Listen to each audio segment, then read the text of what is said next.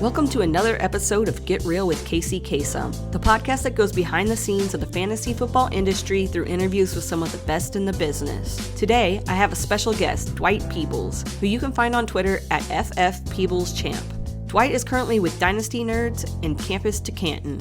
While in the fantasy football space, Dwight has written articles, hosted podcasts, and edited content. In our chat, we covered everything from his gig as a wedding DJ to why he prefers college football over the pros. Dwight talks about his advice for newcomers in the industry, his love for watching film, the thrill of an in-person live draft, how music is important to him, and meeting people in the fantasy football industry. But that's not all. We dive into Dwight's passion for camping, what kind of content he likes to consume, how he DJ'd at the Fantasy Football Expo, and a whole lot more. You can follow me, Casey Kasem, on Twitter at DCaseyKasem and the podcast at GetReal_pod. This podcast is a proud member of the DAP Network.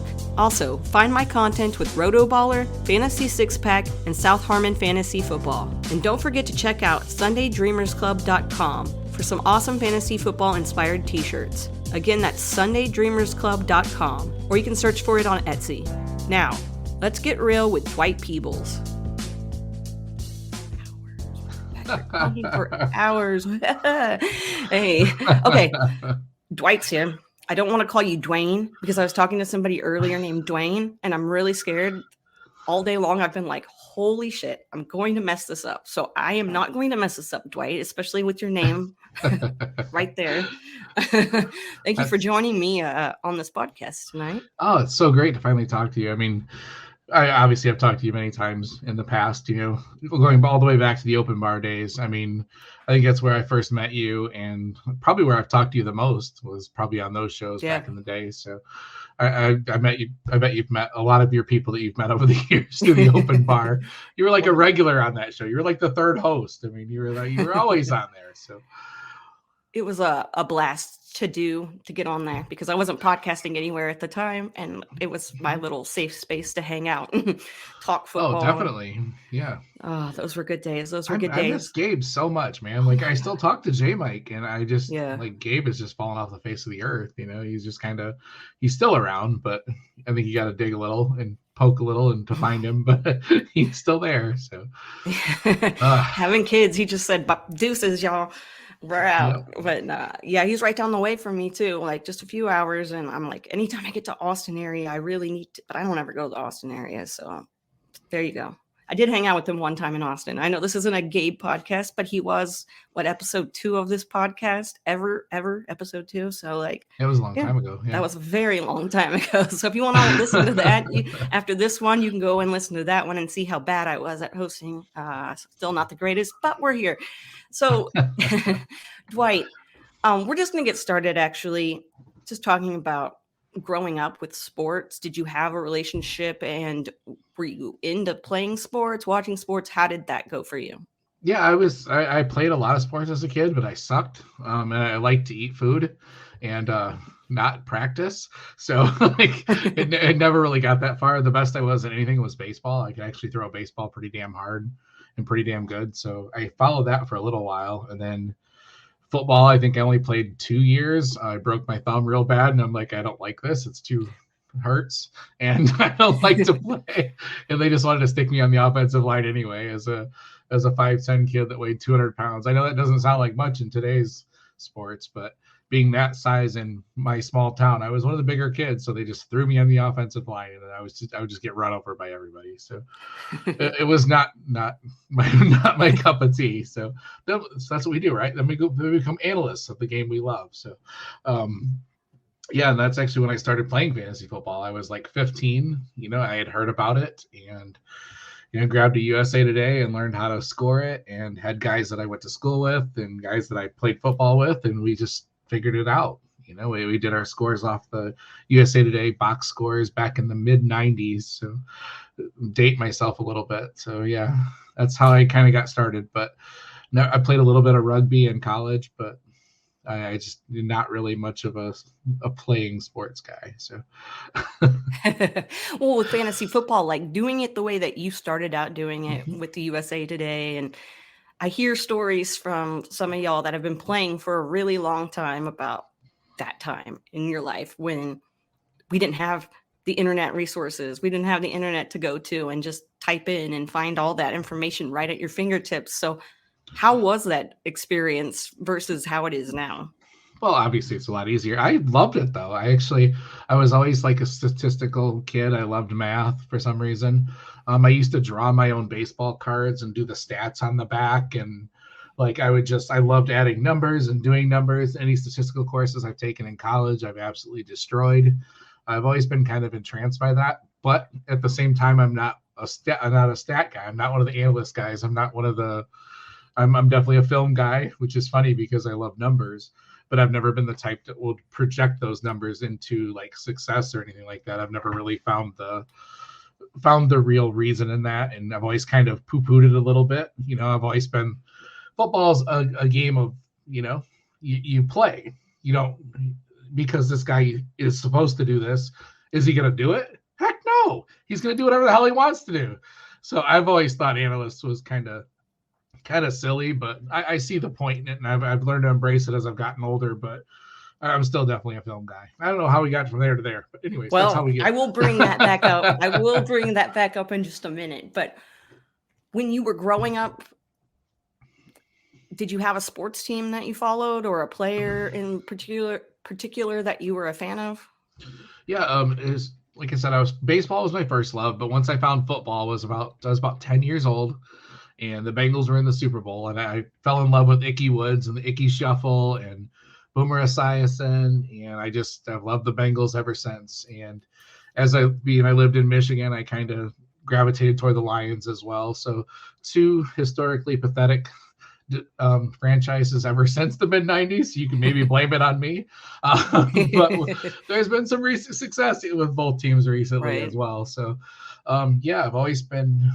That's how I gravitated toward those teams. And college, I love college football as well. So I was a Michigan State Spartan fan, and just kind of, I've always been one of those people that sticks by your team. So I've stuck by all those teams that I chose when I was 9-10 years old, and never known any different, I guess. I've always not been one of those guys that likes to jump around and stuff, even with sometimes with, you know how it goes with scandals and things, you start to maybe doubt your teams a little bit, but everybody goes through rough patches as well. So, yeah.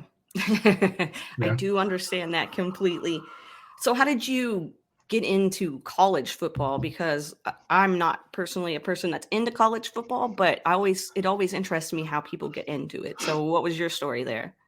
Yeah, to me, it seems like a more pure form of football. I mean, I know it's not anymore, as the landscape has changed with NIL and all that, and all these paying players now. They got transfer portal that's crazy, but it was always just more pure to me. And I think I liked it a little bit at first, but then as I've gotten older, I've really enjoyed it more. Like the last 10 years in particular, I think I like college more than NFL. I watch college more than NFL, but I do also really still love the NFL, and it kind of started as that. And I just think going to a college game, it's such a different experience than the NFL. I mean, it's just the tailgating before, the rivalries. I mean, I've been in stadiums with 120,000 people, and you can like feel the stadium moving back and forth, and it's just crazy. I think it's the atmosphere, and the rivalries are just so much different.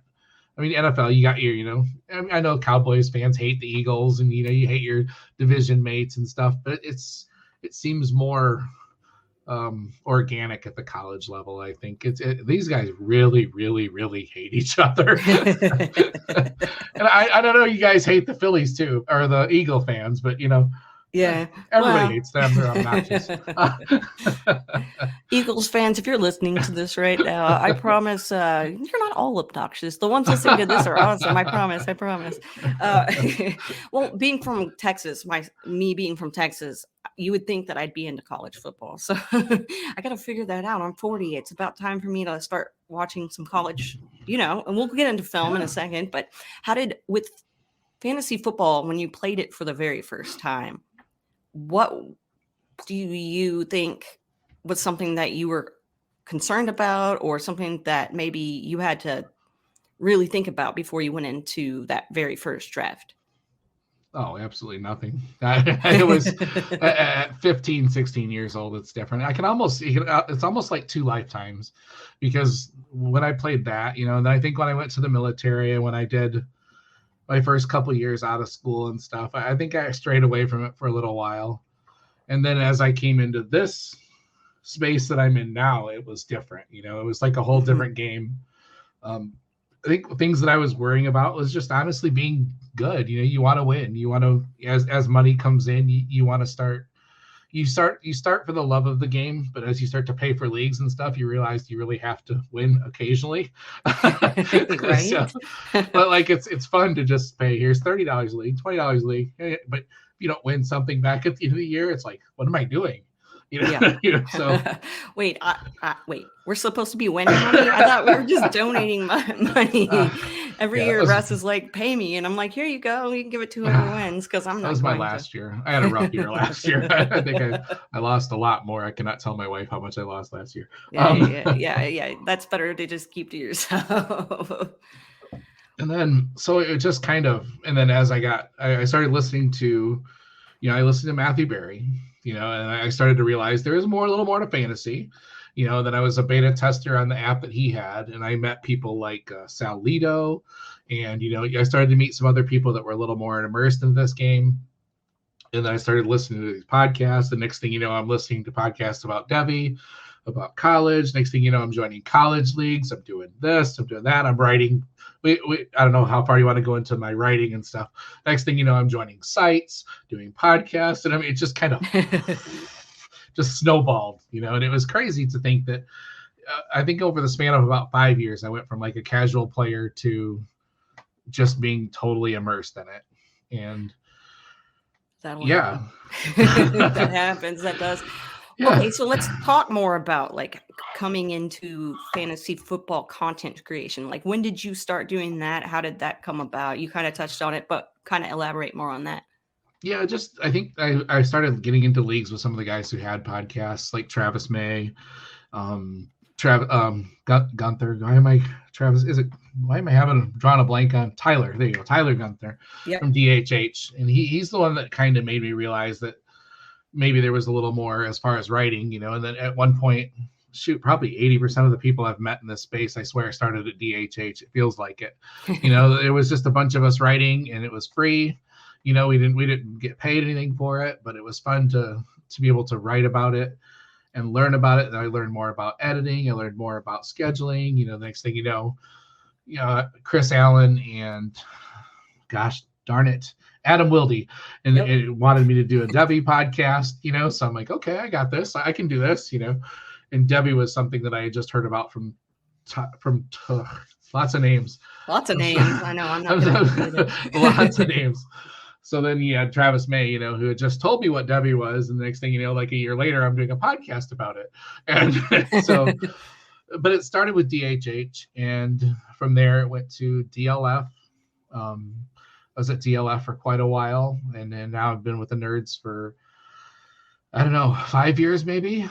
But I want to say DHH was probably 12 years ago. I struggle with, I don't know, this is something you'll know as you get older. I struggle with time.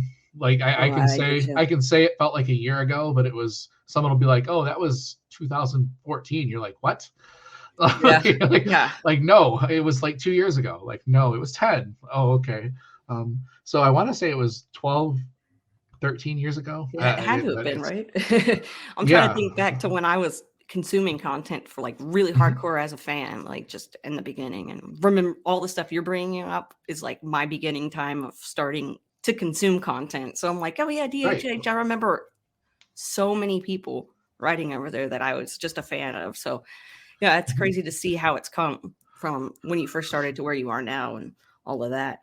Like, it's crazy because when I talk to people, it's not usually people that I've known for that long in this industry, but I've known you for a long time in this space. Like, so thank you for being an OG. I appreciate that. Helping me out back in the day when I didn't know anything. Thanks for calling me an OG. I don't know. It's definitely true though. It's been kind of cool to over the years just meet more and more people, and I'm sure we'll touch on the expo too, to finally meet these people in real life, and Mm-hmm. before the expos, I had a couple times where I organized something down in Cincinnati, and we met John Bosch and Adam Wilde and all the guys from the Cincinnati area, J Mike. We all came together.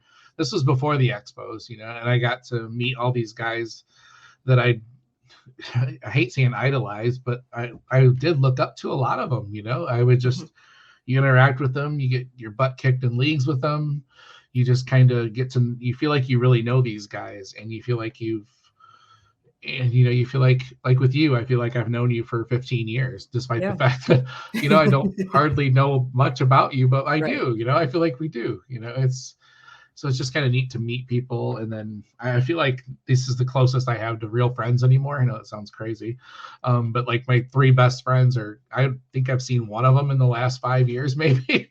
So like we talk on the phone and we interact through the internet, but I mean, I don't ever see them anymore, but I see you guys, Mm-hmm. and I talk to you guys on a daily basis in our chat. So it's kind of crazy how it is and how it's become. It's really cool how much the community's grown and how much it's all intertwined together now. It's just awesome. Mm-hmm. Yeah, it really is. It's just so wild to think about because gosh, I just remember starting out and not even being just being the fan, just being the person that consumed the content. And yeah, how it's grown has been amazing. And there's so many new people in this space, and so many of the people that have been around forever are still here. And you touched on the expo, which we will touch on. I know people like to listen to this podcast to hear stories from the expo. So, and the people that don't, well, go to the expo and then you'll enjoy them. I promise. You'll understand, yes. You'll understand. You'll understand. Okay. So with writing, had you done writing prior to that, or what was how were Yeah, you with writing? just in high school and college, for papers and things like that. You have to write for that. I don't ever remember. I remember I used to write poetry and crap in high school, just kind of diddle around and stuff. But I always liked English classes and I always liked writing. I remember Mm-hmm. doing a journalism class in my freshman year of high school, and I absolutely loved it. And it was something I wanted to pursue for a while until my journalism teacher told me, no, there's no money in it. Don't do it. So I'm like, oh, okay. I guess I'm being told not to do this. And it just kind of came back. And there's times where I want to say it still feels like it might be a dying thing at some point, especially with AI and all that crap. But I don't know. I still love writing. I mean, if you get me in the right mood, I can just sit down and just write and write and write. I could pop out like an article like it's nothing. I still just love the feeling of, talking through what I'm feeling and putting it on paper and what I'm seeing with a player or something like that. It's still, for me, there's very little that beats it still. I still love writing, although I don't do as much as I used to. But Well, when you're writing, how do you choose what you're going to write about? um, it's a lot of what I write these days is about players, usually about the draft, things like that. But I can, as long as I've got a topic, if someone says, hey, or if it's something I'm just thinking about, if it's something like, if I'm thinking about like, this is something, we got this player's being drafted over here, but I think this guy is not worth anything, so I'll just say, somebody needs to hear this, so I'll just put it on paper. And I don't have like this crazy elaborate process. I used to write like an outline. Like when I started at DHH, I would do like an outline of my sections, and I would do like this is what I want it to be about, and I would do like this really fancy little structure and make it all, and now I just freaking write. Like I Just go. Yeah. and I don't know, it's just different. I don't usually need, if it's something I really want to write about, it's easy. Sometimes I get tasked to write things that I don't really care about. Now, those are hard. They're Yeah. really hard when you don't believe in what you're writing, I guess. So, but Yeah, I get that. I yeah. was writing something. No, I get it. I was writing Oh something the yeah. other day, and I'm like, I don't really feel like this is me. I don't really feel like I believe what I'm writing. Like as I was writing it, it changed my mind, and I was like, I'm not doing this. So I basically scrapped everything and started over. And I was like, whatever, But that's just how it is sometimes. Yeah, and I've got to be able to write with my little smart ass, stupid little dad jokes in there. And I always write, gosh, what was that? I wrote one for our Devy guide for Campus to Canton where I said, what was it? I had a line from the rap lyric. Shoot. cornrows and manicured toes. I said something like that, something to the line like the two things I love more than cornrows and manicured toes are tall wide receivers. I always got to put some stupid little music thing in there that probably like 5 people are gonna get, but I don't care. I like having fun with my writing and doing little witty, little silly shit, and got to throw a dad joke in there occasionally too. So right on. Yeah, you got to let your personality shine in whatever you're putting out. So maybe not too much. Okay, so how did you become a film guy? Since I know there's different kinds of guys, right? But how did you become the film guy? It honestly it started out of like necessity. Like I am busy as hell on weekends. I haven't even touched on the fact that I do wedding DJs stuff on the side. I DJ on the side, and during the week, every weekend from June to November, every Saturday I'm at a wedding, and I wouldn't get to watch football. I wouldn't get to watch college. And then Sunday I had to go to apple orchards and recitals and shit like that. So I wouldn't get to watch football on Sunday either. So it kind of started with that. Like I would just end up watching the game, like the recap, the short and condensed versions, and I kind of consumed my football different than most people. So when I did that, it just kind of became a natural of, well, hey, why I'm doing this? Why don't I start scouting these players? So I would start scouting college players. So I would watch the college game and I would just splice the cuts and I make a couple extra bucks off it. So it started out of like a necessity of how I watch football. And then it just turned into something that I just really love doing. Then as I got more immersed into the draft, then it just became more college. Like I cut a lot of college. I don't think I do any NFL anymore. So it just kind of came out of, again, organically, just kind of, I just started watching college games after the fact. And then it just started, I realized there was a market for this. And this is, 5-7 years ago, back when there really wasn't that many people doing this. Now there's a ton of them doing it, feels like. And so that it just kind of became my way of watching football and my way of watching football closer and getting more out of it. So. And then when you got into podcasting, because that's totally different than writing, but it's, you're still getting your thoughts out there. You're just doing it on a podcast. So how did you get into podcasting? Yeah, like I mentioned, Adam and, gosh darn it, the names today. I swear, yeah. Adam and Chris. Adam and Chris. Had Dynasty Owner's Manual. And they said, hey, we really want to do a Devy Owner's Manual. We'd like you to take it. And Andrew Harbaugh is someone who I talked to a little bit. So I kind of brought him on board. And it just gave me a chance to talk with somebody about football that wanted to talk about football and was interested. I loved having like an hour of a week where knew that I could just talk with somebody about football and not be, uncomfortable. And I started hosting, even though I hated it. I hated it almost the entire time I did it. I definitely had a couple times on podcasts where I did more of a back roll, and I love that. I always thought I'd be a better color commentator than a lead. Like on the sports podcast, I don't want to be the guy that gives the stats. I want to be the guy that comes in with a dumb joke and then and then it fades back to the background again. So I got a little better with hosting and stuff, and then I realized, I think as I started to do it more, Andrew was with me for a little while. Then I brought on Matt Griffith and Ray Garvin, and Ray really kicked me in the ass. Ray really made me realize I needed to up my game, because I'm pretty sure I was his first podcast, and he was awesome. I mean, you could just tell that he prepared differently. He was different. Everything about Ray was different. And this was, 8-9 years ago, way before Destination Devy. And Ray kind of made me realize that I needed to do more if I wanted to really make my niche in the space. So I started, I prepared harder. I watched, I did everything harder to keep up with Ray. Yeah. And then when he left, I kind of lost my passion for that podcast for a little while. And then I want to say the Dynasty Devy Happy Hour was after that. And that one went on for a little while. And I had a lot of fun with that one too. And then I don't remember what happened. Sometimes your co-hosts leave and then you're just like, what's going on? It's like, like when you break up with somebody, like, was it me? Was it you? Was it Chad? Come on, what's going on here? Yeah, I kind of drifted around a little bit, and then I tried the music one for a little while. Thank you, Casey. Yeah, that was fun. That was my favorite podcast that I've ever done, but I just wasn't getting any listens, and I would spend an hour recording it, and then I would spend 2 hours editing it usually, splicing in music and stuff, and then I would get like 10 listens, and I'd be like, fuck this, I'm out. Like, it just, I don't know, it felt weird not, getting anybody to listen, so I gave up on that a little earlier than I should have probably, but because I've always wanted to talk music. I love music more than anything in the world, so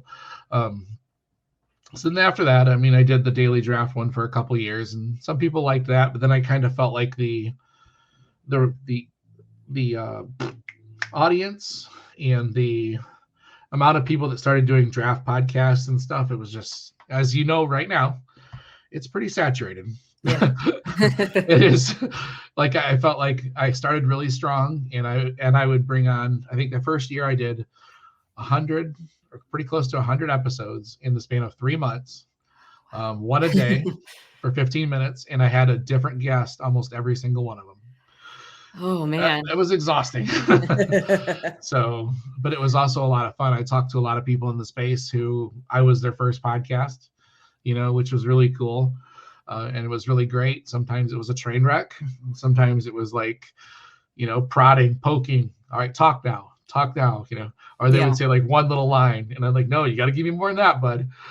So that was exhausting. After a couple of years, I just kind of felt like the draft space was just oversaturated, and I didn't want to just be background noise for it. And so I went into retirement, I guess. So I don't know. Yeah, but you can always come out of retirement, so that's the good part about it. It's oh yeah. Having that many guests on a podcast, like having to schedule people, and I know firsthand how complicated and time consuming and make you want to pull your hair out situation. It's that's just how it is. So how were you able to do that? Like, how do you go about, even when you're just trying to get a guest for just a regular podcast, how do you go about doing that? Well, I mean, you obviously start the conversation, and some people reach out to you, which is amazing. I never felt like I had that a lot. I always felt like I had to chase people. So, like on the hourly podcast, it was how it is. You just find a time that works. With the daily one, being it was only 15 minutes, it was kind of nice because I could just be like, "Do you have a lunch at work? During the day, 12 o'clock? Sure, I can pop on and do it." Like everybody can carve out 15 to 20 minutes, at some point. So it just became a juggling act of trying to find a time that would work for everybody. And it's definitely one of the things that started to disenchant me, though, is the chasing people and then having them not show up, or having them show up 45 minutes late. And I'm trying to get my daughter in bed. And they're like, "I'm here waiting for you. I thought you meant Central Time." Like, no, I said 7 o'clock Eastern. I swear I did. Well, if you would just get on the right page and go Central like the cool kids, and we wouldn't have this problem.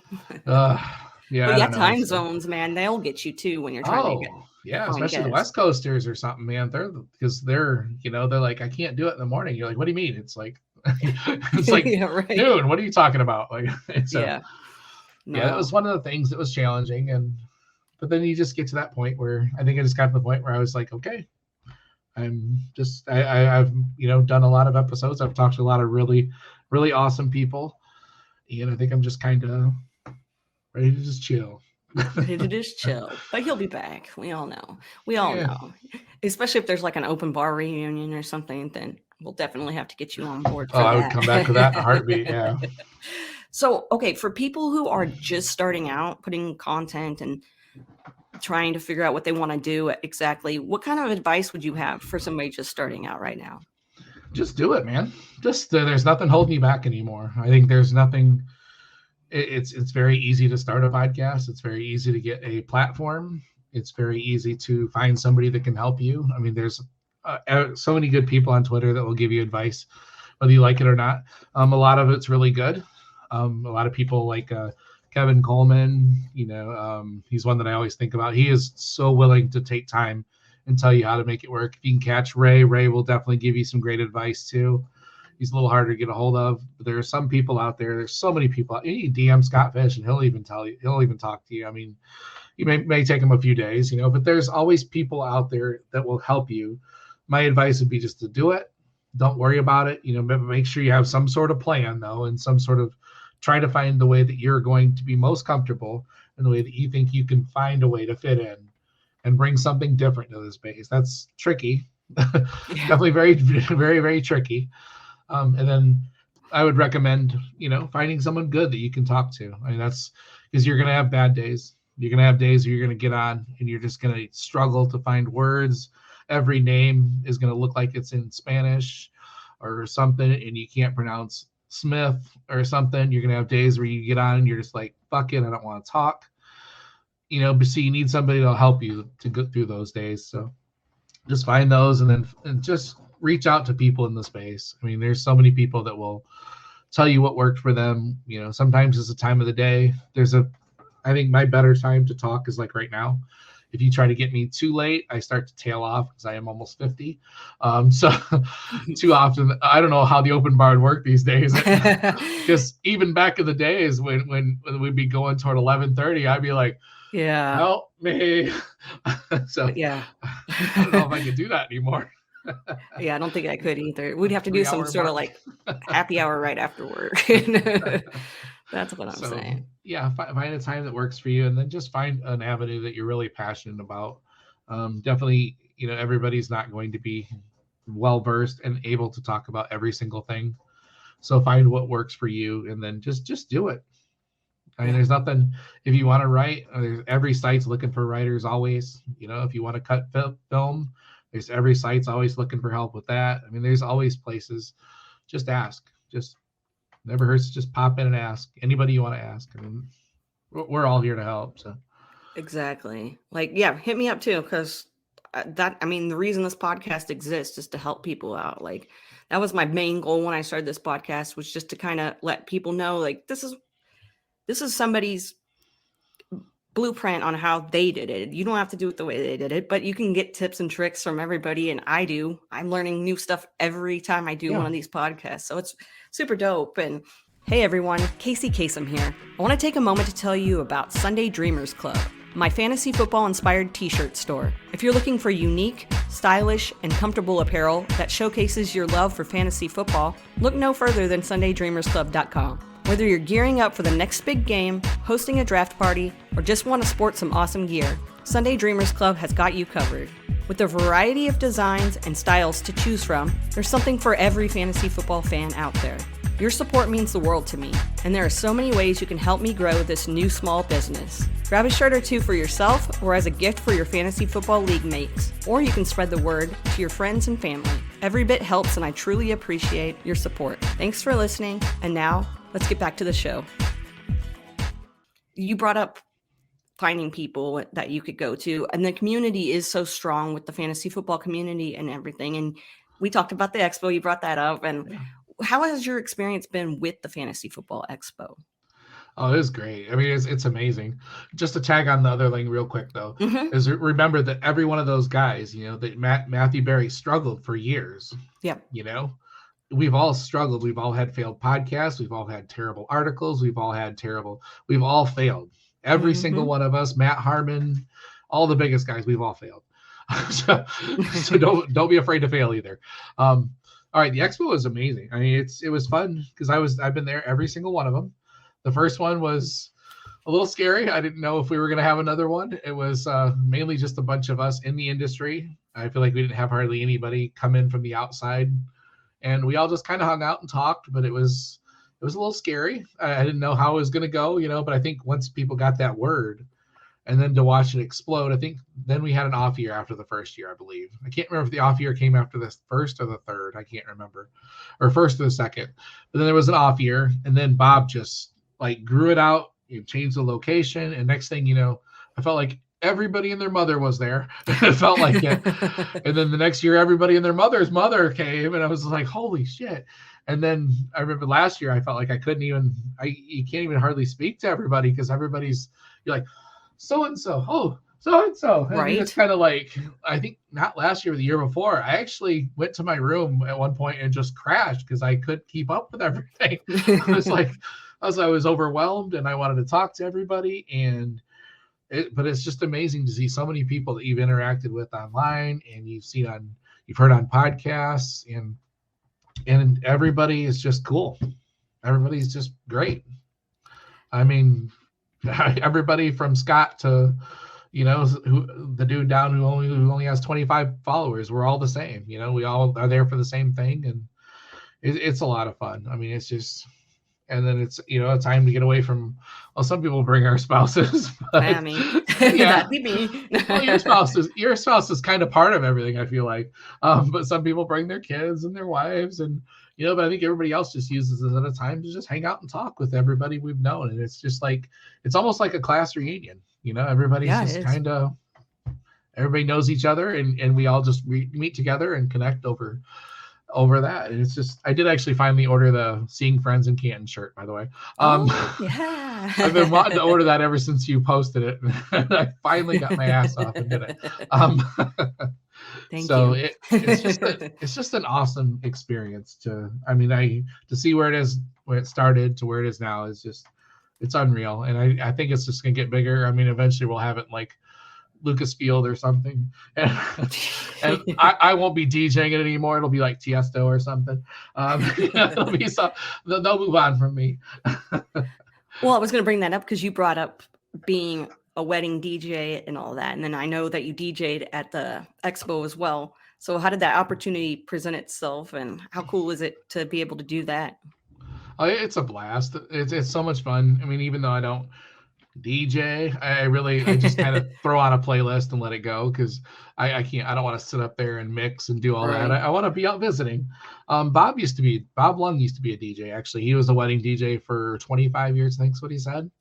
And so he kind of knew that I did it, and he said, "Hey, would you be interested?" I'm like, "Well, sure, I'm gonna be there anyway." So yeah, I'll just throw everything in my van and bring it down, and it just kind of started like that. And I make a little bit. He gives me a little bit off of it, so it pays for my hotel, and I get a free ticket. So and I can write it all off as a business expense too. Darn. Exactly. It's like, so it's really cool, and it gives me another way to meet people too, because I ironically am shy, which it sounds crazy as a wedding DJ. But when I'm in a different element that I'm not used to, I get very shy, and I don't know how to talk to people sometimes. So they'll come to me and kind of talk and like, "Oh, great song," and it kind of breaks the ice with me a little bit. So it gives me it makes me feel comfortable, so I do like that. It's just kind of cool. I can't say enough about it. It's just a cool opportunity to go down there and then be able to do music for everybody that I love is just even like another icing on the cake. So when you're playing music, what's your favorite kind of music to play for a party like that? That's tricky, because I think every year I've done something a little different. The first year I started out with just like the Friday night when we're all together around the Millennium Park there or whatever. I knew there was going to be families, so I was going to be careful, so I did, just a little bit of everything. I kind of went through the generations, a little 50s, 60s pop, then you start making people dance, you play the silly like Cupid Shuffle and stuff like that, just very versatile. And then the next day when it's just us, I kind of let go a little bit. I play a little more gangster rap, get a little, I did a little more. If you give me gangster rap, it's going to be 90s, 2000s. It's not going to be the newer stuff. I did a lot of pop punk. Last year I did a ton of pop punk, as you know. Yes. So I know that our age group is typically, I want to say, if I had to guess, everybody's median age there is probably early 30s. And they go between, I think most people are between 30 and 50, if I had to guess. So I kind of also think about that when I'm thinking about the playlist. There's obviously younger guys and there's obviously older guys, but so I kind of tailored it toward the 90s, the 2000s as being like the sweet spot, which I think is the best spot anyways. As far as every type of music, Backstreet Boys, even, whatever, anything, anything that spanned in that era is good. But then every once in a while, someone's like, you got to play, I don't know, Sweetie or whatever. Struggling to obviously Taylor Swift. You got to play some Taylor Swift, and so it just kind of bounced all over. And then like for the football event last year, I was playing like just rap basically. Although I had some older guy come up and say, "You can't play that; it's got swearing in it." I'm like screw you. Was man. that my dad? No, I'm just kidding. No, your dad is cool. And so I kind of, there were kids around, so I did rethink my strategy a little bit, but I was also, Des was there and I was playing, I was trying to get Des hype, so. Yeah, right. So, hype it up. Yeah. So I don't know. There's always a lot of things to consider when you are DJing in public like that. So usually I will err to the side of avoiding rap and things like that. But I honestly thought the football thing was not going to be open to the public, and there would be no kids around. But there weren't many. But so yeah, it's just I kind of try to tailor toward our audience, and I think I did ask in a Twitter poll what everybody would want to hear, and it pretty much confirmed what I thought. So.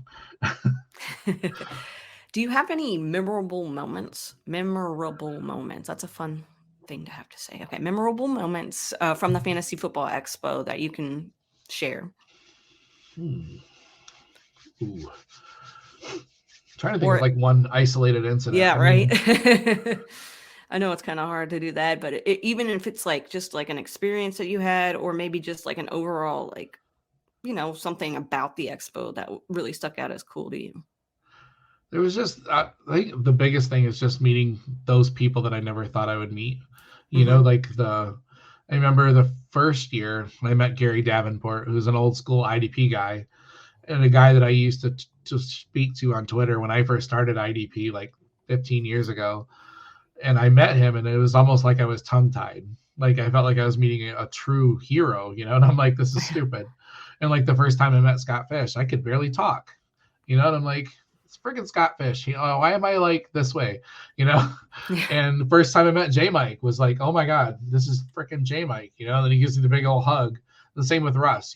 House. You meet him and you're like, and then you're like, for a second, you're like, do they know who I am? And then they hug you and you're like, oh my God, yes. Just like. Just like, the music's playing in the background, the butterflies are flying. No, I don't know. Anyways, so honestly, just like that type of stuff. I ironically have missed karaoke every year somehow. Me too.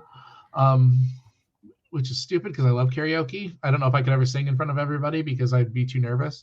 But I want to try to make it a priority this year to make it to karaoke. And meeting Des last year was cool. Just meeting people like that is just, and then to see like it grow from, it was just the first year I went, there was just the King's Classic draft. And now there's all these other ones. And the women's one last year was amazing to see all you ladies there. That was freaking awesome. I mean, I didn't want to be in the same room as you guys. You guys should have had your own room. We were doing the IDP one in the same room, and I was just like in awe of everybody that was with you guys, and it was just awesome. And then there's a college one, and it's just cool to see how everything's growing.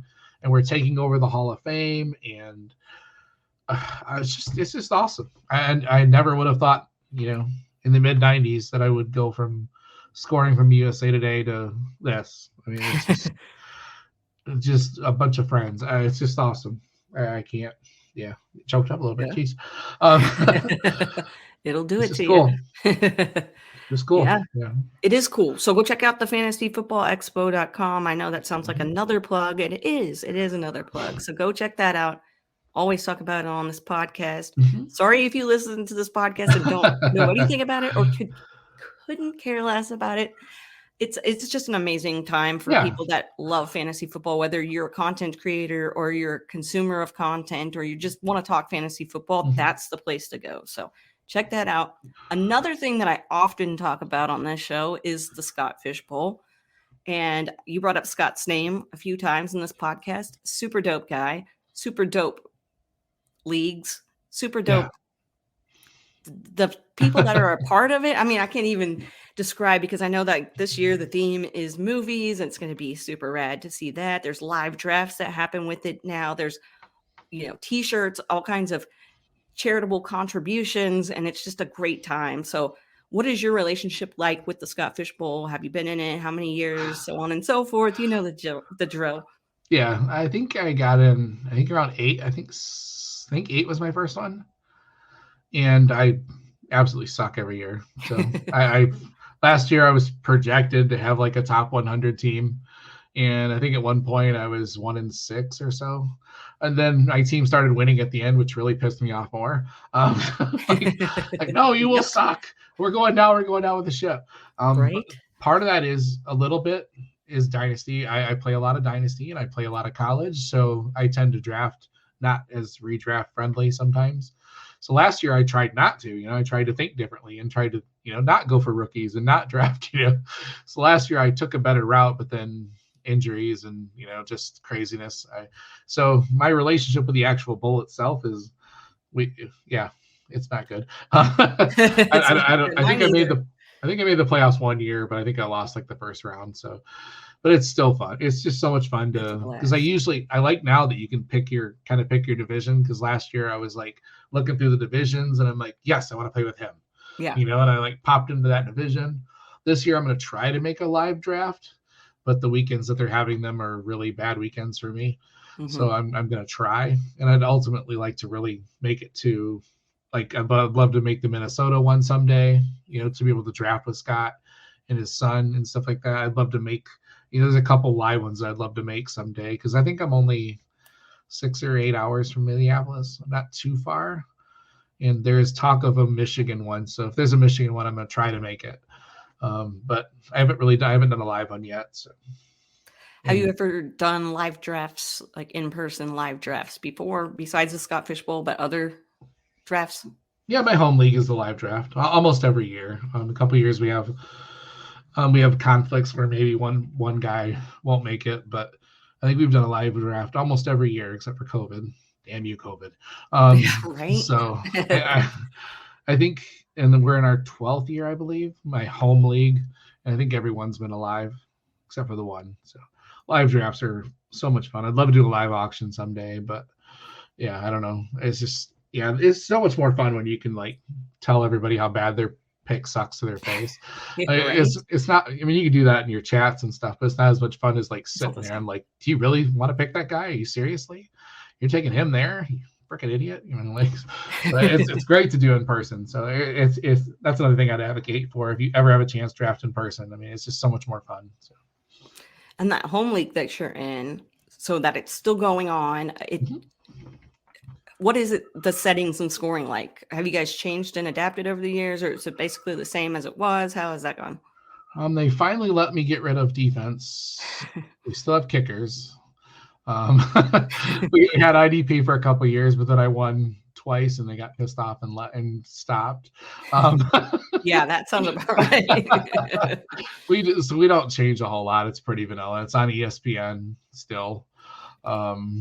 It doesn't do a whole lot. It's just guys. I think of our 12 members, I want to say 8 have been in the whole time. And we have had a couple. We had one that went for a little while, then he left for a little while, and he's back. So, but it's mostly the same, and it's guys that I started off working with. Although now I think only 4 of us still work together. Everybody else has gone different directions from the company. So it started out as a company one, and now. But it's pretty vanilla, but it's still so much fun when we get together. I mean, everybody just picks up right where you left off, kind of like how the expo is. You just pick up right where you left off, and just everybody acts like they just, like they didn't even miss a beat, like it was yesterday. So it's it's a lot of fun, a lot of trash talking, and a lot of internal trash talking in our groups and stuff. So it's a lot of fun. Yeah, that's the best, is to be able to trash talk in person. Like, seriously, the best. I love live drafts so much. Like, one of my favorite things. Like, I look forward to it every year. My home league usually has a live draft. Usually, COVID did screw it up, and then people moving away screwed it up. I'm like, why are you all moving away? We're trying to do this fantasy football thing. Come on. So, okay, let's go back. I just want to kind of touch on what Devy is for the people listening who might be confused as to what Devy is, because I know only a few years ago I really started understanding what Devy was. So I'll go ahead and explain that. Yeah, it's like your normal leagues, except you just draft a couple college players, and when those college players graduate, they go on to your real team. So like, for instance, like this year, Marvin Harrison, Caleb Williams, those guys were probably drafted when they were freshmen 3 years ago. And now they finally get to come to your team. So So it's just another way of adding a little bit of an extra element. I don't advocate for tons and tons of Devy. The more I've played Devy, the more I like a little bit less Devy. I've been in leagues where you draft like 10, 15 Devy every single year. And then by the time the actual rookie draft comes, there's actually nobody left because everybody's drafted all the Devy players. So, but that's a sweet spot. So I kind of like 5 extra, like probably about 5 a year. Like every team can grab 5 a year. That way you still have some sort of a rookie draft when it comes time. Because there'll be guys that fall through the crack. Guys like Joe Burrow were never drafted in Devy drafts, but he just came out of nowhere and had a crazy senior year. So it's just a different element. And then I play in a lot of leagues that are campus to Canton, where you have a college league, and all of those guys go to your NFL teams, but as they also get to score for your college teams, so you have 2 separate championships. And those have become my favorite leagues. They're a lot of work, but it's just kind of what I like to do at this point. I like to make myself as insane as I possibly can because I haven't done it enough other ways. So it's just a different challenge. And I think I started doing college because, okay, as much as I love this community, sometimes there's too much information. Yeah. And I liked college I felt like I could work a little harder and gain an advantage. Mm-hmm. Where nowadays I don't feel like in NFL, I don't feel like I have any advantage over anybody in my league. I just don't, because there's so much information and there's so many podcasts and there's so much, which is good, but it levels the playing field. But I don't want to I want to have an advantage, damn it. So need to have that advantage. Come on. So college makes me feel like I do. Like I feel like I've got to work. I've got to do a little extra research. I've got to, watch a little extra film. I've got to read a little about a 17-year-old kid that's tearing up high school down there in Austin. I gotta do a little extra work, and I really like that. I like feeling that I can do a little extra work and get an advantage. So it's kind of where it came out of. Well, with the NFL draft coming up very soon. Mm-hmm. Now, this episode will probably drop after the draft, but this is prior to the draft. Let's just go with your mindset at the moment. How excited are you for the draft, and what do you do for the draft? I am super excited because I spend so much time watching college and studying them. This is like graduation. Like I absolutely love watching guys that I've been watching for 4 years finally make it to the NFL. It's really cool. It's kind of neat. It's kind of bittersweet too, knowing that they're off my teams and they're probably going to end up on the Patriots, where they're going to be in purgatory forever. So it does kind of suck in a way, but it's a lot of fun too to know that I've watched these and I thought this guy was great and I drafted him and he's been great on my college team and now he's going to be great on my NFL team. So it's really cool in that aspect to know that it's coming this year for the draft. I actually think I'm going out to New York to do to hang out with a couple people from the Nerds, and we're going to watch the draft, even though it's in Detroit, like an hour from my home. I thought about going to it, but I've also heard that it's not as much fun as you'd think it'd be. Like if you can't get really close to the stage and stuff like that, it's just kind of, you don't see anything and you just rather be at home watching it. So I kind of wanted to take a little bit of it in, but the opportunity came up for me to do that out there with a bunch of guys, and I'm really excited to go out there and hang out with those guys. So yeah, that'll be the first time I've ever really done anything for the draft. Usually I just watch I'll turn on the draft and hang out, I'll have on the Shotcast or, some of the various ones, because I can't stand listening to NFL analysts. So I'd rather listen to John Bosch. Yeah. I don't know why.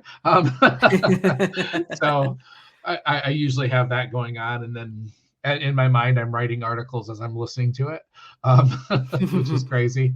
So it's usually I usually just watch it from home. This will be the first year I actually do something. So I'm kind of excited to go hang out with a bunch of guys that I know and watch it with some other people and get a little drunk probably. And best way to do all that. That sounds fun. Oh, yeah. That sounds super fun. I wish I could go and watch it with people. I think I'm probably going to end up live streaming or something, which is fun. Yeah. But it's not the same as being there in person. That's always fun to watch it with friends. So let's talk a little bit about leagues, because I know you're probably in a lot of leagues.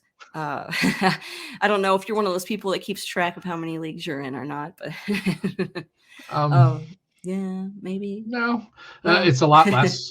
The last couple of years, I've realized I I wasn't having as much fun because I was stretching myself so thin that I didn't know what the hell was going on half the time. I didn't know which team I was on waivers, which team was sucking, which team was building for the future, which team was this, and I just wasn't enjoying it. I think I'm still around 25 to 30, and that's counting campus to Canton leagues as separate because they kind of are.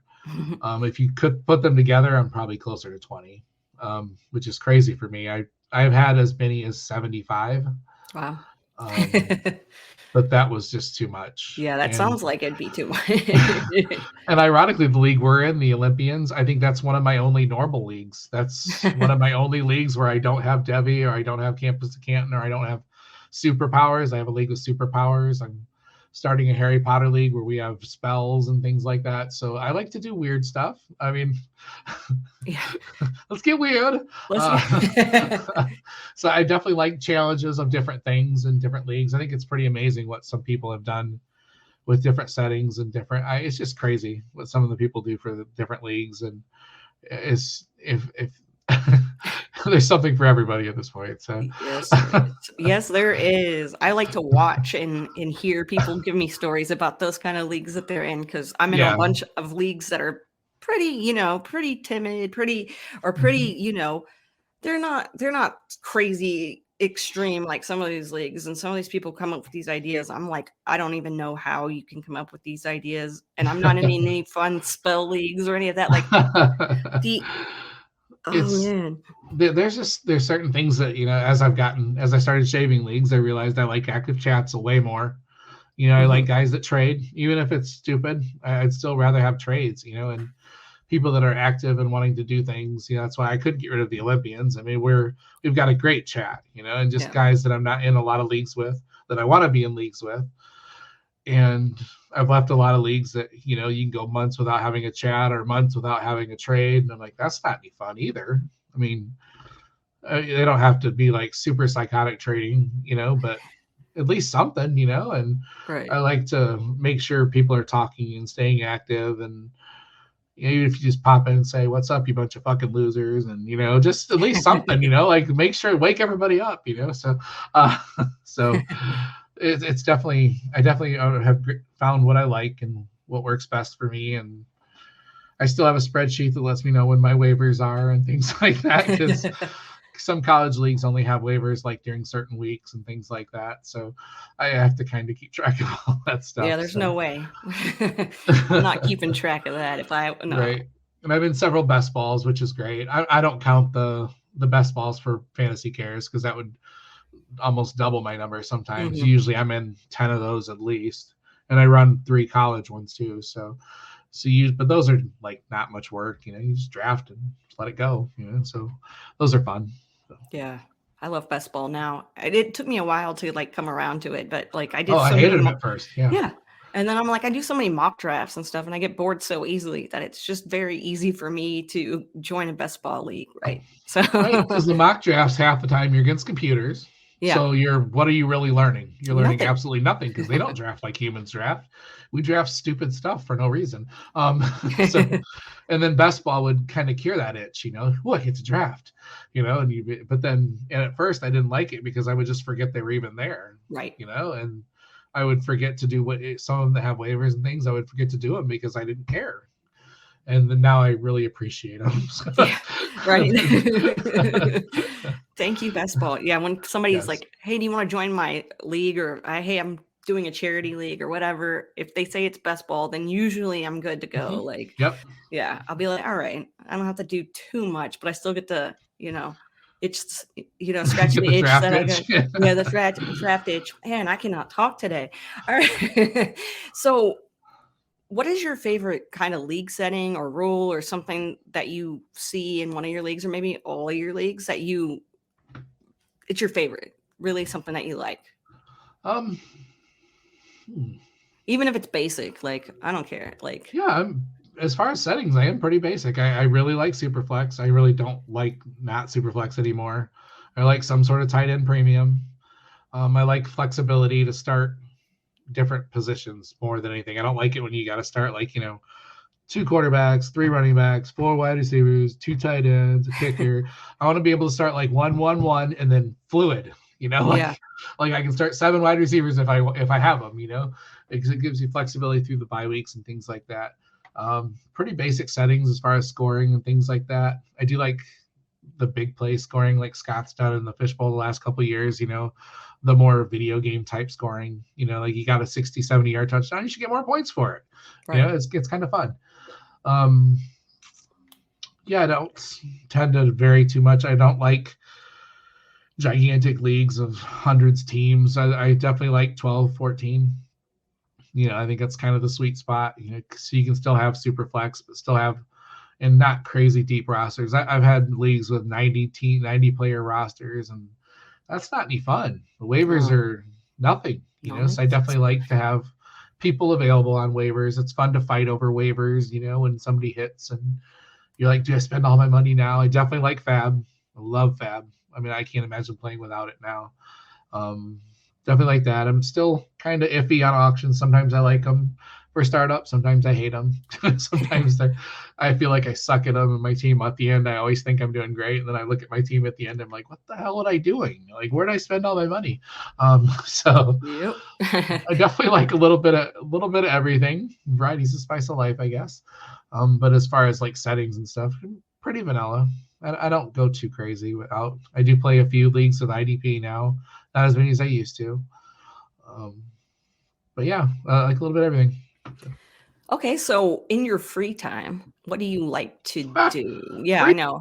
I say that every time I say that, I always say, yeah, what free time? And people are like, oh, I do have free time. I'm like, I don't know what that is, but thank you very much for rubbing it in my face. But what do you like to do when you do have free time, if you have any time to just do what you want to do?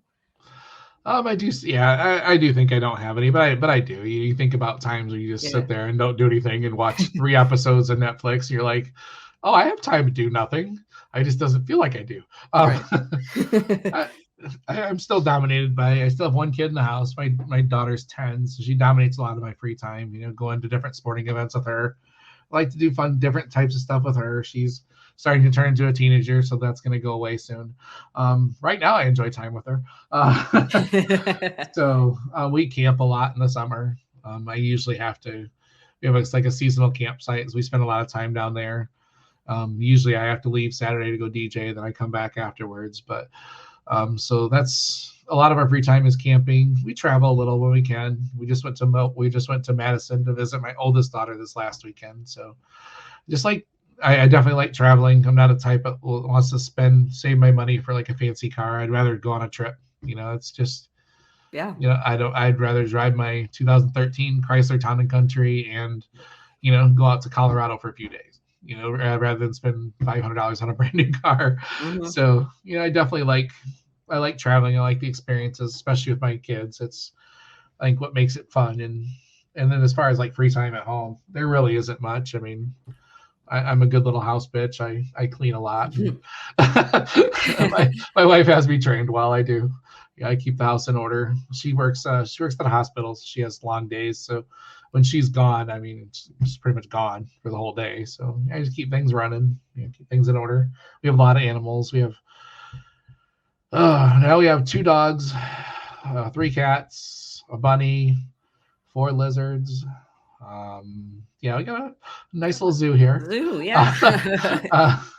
I try to think if I missed an animal. I don't think so. Oh, we just got a hedgehog. Oh, wow. Yeah, so my wife's got a hedgehog. Yeah, so. Dope. Yeah, we got a nice little zoo.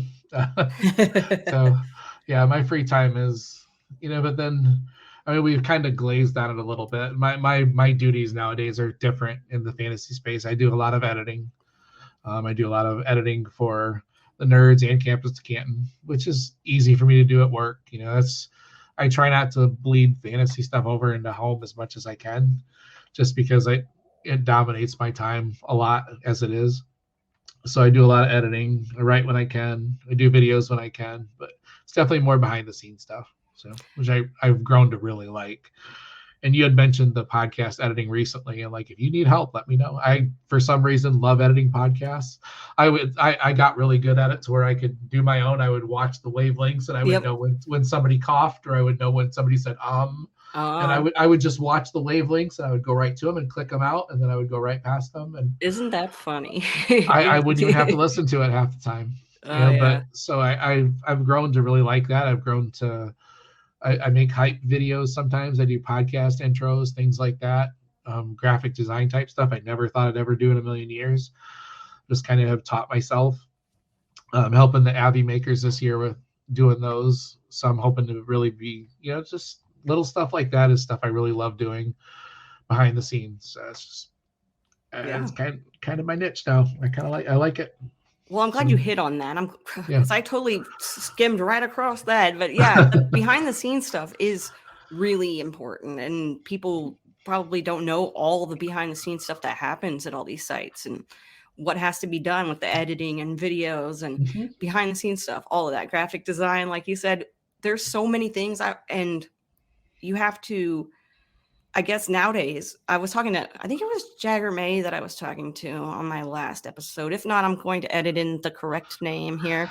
But talking about like knowing more than one thing, like having to have that, having to have that second set of skills to be able, to kind of make it, I would say, quote unquote, make it in the industry, but to like, be able to be of assistance for people. Like I know that a lot of sites that I've been doing work with want to know, can you, do graphic design or video editing or podcast editing or whatever. So having that little extra set of skill sets. Yeah. What all did you just learn on the job, basically, quote unquote, learn on the job with the fantasy football stuff, like how to edit, how to make graphics, how to do all that fun stuff? Yeah. Oh, absolutely. A lot of it was like with Dynasty Happy Hour, I used to pester our editor, whenever he would edit my articles and tear them all up, I would get mad at him, and then I would ask him, why is this? Why is that? And I started to learn. And then when it came time to start to edit for the nerds, I was like, yeah, I can do it. Sure. And it was definitely a learning process at first. And then as far as video editing, when I started doing the film cut-ups, that kind of got me introduced to the software. And then I started poking around in the software. Like, what does this do? Then I started going down YouTube rabbit holes. Like, oh, I can do that. So I started messing around with videos, and it's actually helped me a lot with the DJ thing too. I can make like videos for my brides and things like that. And I can take footage from their wedding and cut it up and set it to music and make like a cool little thing, so it just kind of started with the film editing actually. And I bought this software, and then I started poking around to see what it could do. And then I had to make a logo for my company, and I tried to get people to do it, and they couldn't do it the way I wanted to. So I got some software, and I started, why am I not doing this myself? It's easy. So I made my own logo, and then I started, making logos for our articles at Campus Canyon, like, ooh, this is kind of fun, Yeah. And I still am only probably grazing. I use Wondershare, Filmora, and Canva, and I'm probably barely using 10% of what they can do.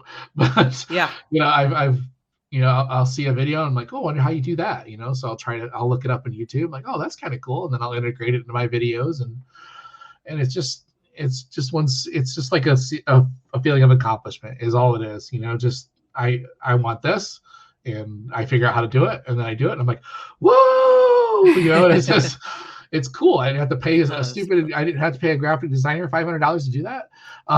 So it started with silly things like that, and then I just how YouTube is. You can teach yourself anything on YouTube. I mean, good Lord.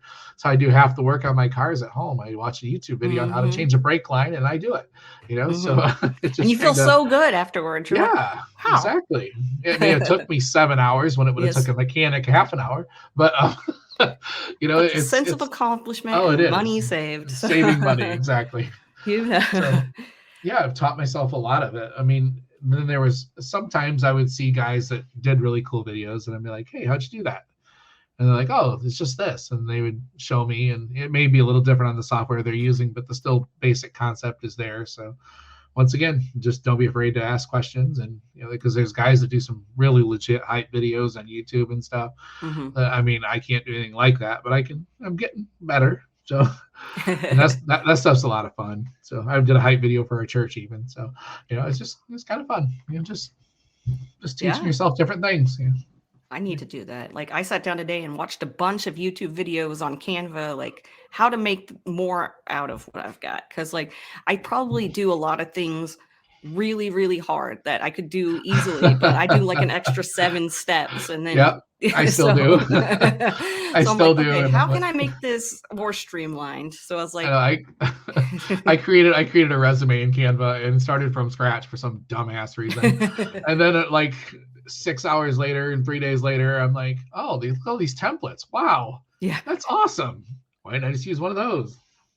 I know I did that when I had to do my resume the last. I was like, oh, there's templates. Cool. I'm going to pick this cool one. The things that are available to us now. But there are tons of resources out there. And Canva's one that I definitely like. I love it. Yeah, I love it. It's cheap. Fairly cheap. Yeah, it's pretty cheap. I mean, I remember being in my early 20s with my, well, quote unquote, I don't want to like get myself into too much trouble, but I had Photoshop that may or may not have been legit, like legal. But I learned how to do a lot of stuff in Photoshop in like 2004, 2002. Like, so it's fun to be able to like play around with Canva and everything.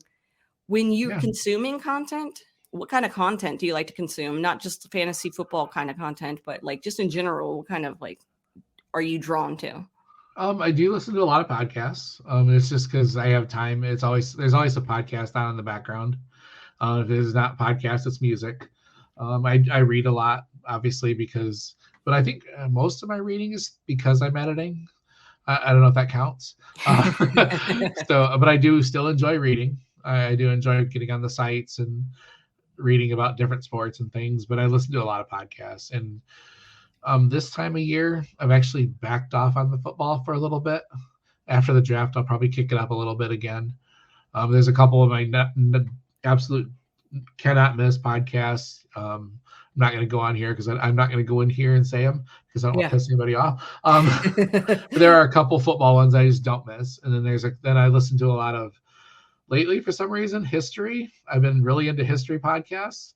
I used to do a lot of the murder ones and stuff, but sometimes those get a little depressing, especially when they talk about kids and things like that. And I'm like, I don't want to hear that.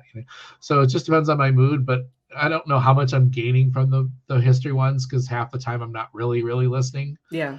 Like I'm doing one right now where they talk about like the Boston Tea Party and the Revolutionary War. And I don't know how much of it I actually am listening to, but it's there. And we've talked, I think you have even mentioned before, All Fantasy Everything's like my favorite podcast in the whole entire world.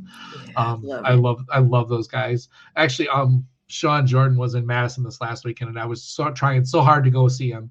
Man. I wanted to see him so bad because he's my boy. I actually have DM'd him back and forth. I have too. He's such a nice guy. He's so nice. Cool. So I was hoping to go see him, but it didn't work out. And so I do like some comedy podcasts and things, but I tend to just something I don't have to listen to, I don't know. It sounds kind of weird, but I think my screen time on my phone says I'm on the phone 10 hours a day, but eight of that's probably podcasts. I just always have them going in the background. So no, when I was at my office job, I was listening to podcasts constantly because all I had was time, right? Because I'm sitting at a desk just checking work and listening to podcasts. I swear I haven't listened to a podcast since I stopped working there. Like my wife says it's because I'm actually using my brain now, and I'm the type of person that can only focus on one thing at a time. So, but I'm like, I need to, because there's so many All Fantasy Everythings. There's probably like 6 or 8 that I haven't listened to yet. So I'm gonna have a nice little binge session, I'm sure. Yeah, it's I love having that in a job where I have that benefit, where I work on computers, so I have a lot of time where sometimes I have to go out on the floor and replace a cartridge or change out a computer or something. But there's a lot of time where I'm just updating computers and changing people's passwords and stupid, dumb stuff like that. So I just get to just listen to podcasts in the background. And so I'm thankful to be able to do that. I don't really have much of a drive anymore. I only have like 15 minutes. So, it's not really time to listen to a podcast. So everything's on time and a half. So I've been listening to more. So, so that's one thing that it surprised me at the expo, that I could actually tell who somebody was because they'd be talking and they'd be like, your voice kind of sounds familiar, but can you talk really fast? Really fast, please. Thank you. But I was surprisingly able to pick up more than I thought I would be able to. Yeah, I used to listen to all fantasy, everything, like on 1.5 speed. And then when I first listened to it at just the normal speed, I was like, did they change their theme song? Oh, at it's the hard. beginning? It's really hard. Yeah, you're listening, you're like, something's wrong here. Like, even like the footballers or, and I'm just like, huh? What's going on? But that's just, I don't know. I actually, when I listen to it at normal time, it just doesn't. I feel like everybody's talking in slow motion now. It's horrible. Just expect everybody to talk really fast. It's tricky because if you have a music, I listened to a couple of music ones, 60s songs that explain the 90s. Phenomenal podcast. When they put in music breaks, though, I'm like, you're like, whoa, I want to slow that down to one time. I wish I could do that. Where it knew that music was on, it would slow it down for me. So there's definitely stuff like that. It's mostly podcasts and reading. I read a lot, so still a little old school. Well, with the music thing, since music's important to you, and what is your favorite band, or even if you just want to say like a type of music, if you don't have a favorite band? I know sometimes it's hard to choose. Yeah, Marvin Gaye is my all-time favorite. I absolutely love Marvin. I mean, just especially the stuff before he got all sexual. I mean, the sexual stuff's cool too, but I definitely like the late 60s, early 70s stuff that he did. I like a lot of Motown, but then my music is just so mood-based. I mean, a lot of, like we've talked before in like our pod, when I had you on, a lot of 90s, 2000 pop punk, a lot still. I still listen to, a lot of Blink and, a lot of that type of stuff. But it's very moody. I have a liked playlist that has just absolutely everything you can possibly think of all together. I mean, I go from, Etta James to Tupac to, to Garth Brooks. It just goes everywhere. And I just don't care. So I can listen like that, but I said it depends on if I'm in a really good mood and I'm just happy. It's usually the pop punk stuff. I just love it. It's just, I love it. You can bop your head to it and sing along to it and headbang to it. And, it's not depressing. And it's just makes me happy. It keeps me fun. So definitely still a lot of 90s. And it's funny when I talk to my couples for weddings and stuff, I always ask them when they graduated high school, because that gives me an idea of what they like. Those couple years of high school and college are what they listen to. So I know that if they graduated in 2004, it's 50, and it's stuff like that, So it kind of helps me hone in on what they want, because I know what was important to them at that time of their life. So, and if they said they graduated in 2020, I'm like, yeah, you probably need a different DJ. Word. Oh, I feel you on that, man. I don't even know what's. I have a problem this year. I have a problem this year, and I just don't know. I don't know if I can do it. Oh, man. I wanted to challenge myself a little bit, but I don't know. I just don't keep up with the new stuff as much. I don't either. I never thought I'd get to that point where I wasn't keeping up with the new stuff, but I'm there. I did one last year, and I had probably 9 requests for a song called "Slut Me Out," and I'm like, what? I can't play that. It's a freaking prom. And eventually the girl who ran the prom said, just play it. I mean, just go ahead. It was as bad as you could expect. I bet. But I feel like we listened to it. Ours was different. It was still sexual. It was still bad, but it wasn't quite as in your face. Now they just don't care. They just... And I play the edited versions, and they scream the unedited anyways. Yeah. Like Lil Jon. To the windows, to the walls, I always play the edited version. It don't matter. Everybody sings. Everybody knows. So, they all sing the bad version anyway, so I might as well just freaking play the bad version at this point. So whole different podcast. A whole different podcast. Well, it's sad. It's sad. I know you were talking about being happy, but it's sad because we're going to have to go now. I know. Everybody listening. I know. I really enjoy talking with you, but I just I'm not really good at goodbyes, but here we are. So, put on some music.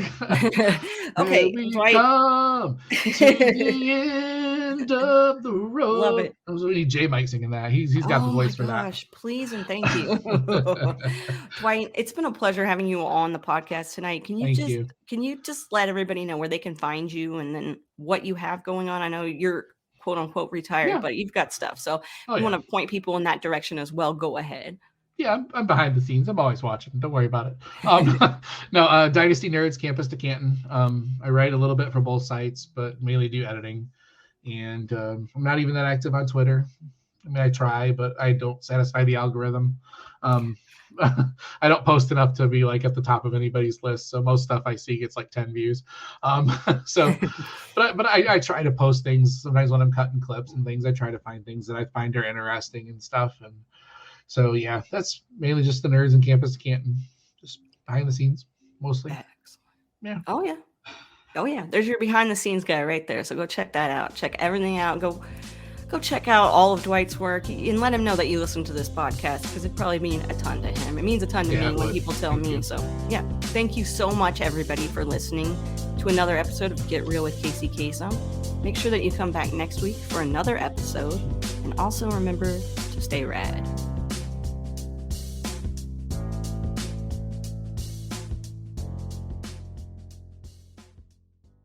Get real.